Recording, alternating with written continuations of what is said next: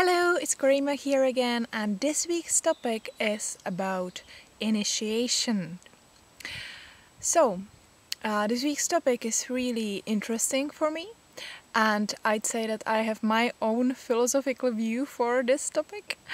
And I'm just chilling here on my favorite place, finally full of all the leaves, even though a bit rainy, but the atmosphere here is really great and sacred.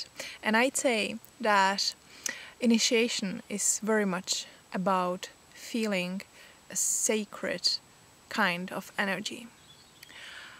There are two different types of initiation for which we actually in Czech language have only one word, so there's loads of confusion in Czech about initiation, but there's initiation and devotion. Initiation is supposed to be going through some liminal stage in your life, changing from one episode of your life to another chapter. And this is led by some other person who's already initiated in some kind of mysteries and who's able to share with you some sacred energies. Devotion is when you on your own decide to become initiated, devoted to some kind of entity, to the nature, path, way of thinking, philosophy, and so on. Both of these, from my point of view, have together that word sacred and liminal. Both of it are going through some, let's say, dark tunnel and reburn or evolve into another stage of your life, to be conscious about some step that you made, something that you made from your mind and from your heart as well. That's initiation. That's that secret liminal stage of initiation.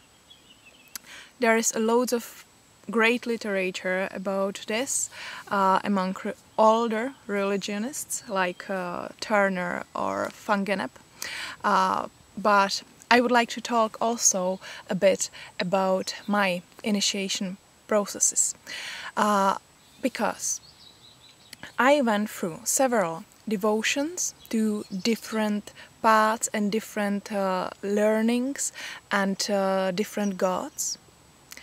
And it was always really sacred experience for me. And it was another tiny step, but it was never something huge. I've been through one devotion which was witnessed by another people from my coven, which was also very amazing experience, to just say that I really became the witch for real in front of other people. And I also been through initiation to Reiki energy, which was led by a master. I've never been initiated to any witchcraft tradition, but I keep the witchcraft inside of me through the nature outside. So I kind of have more like direct connection instead of going through all the really ceremonial magical stuff.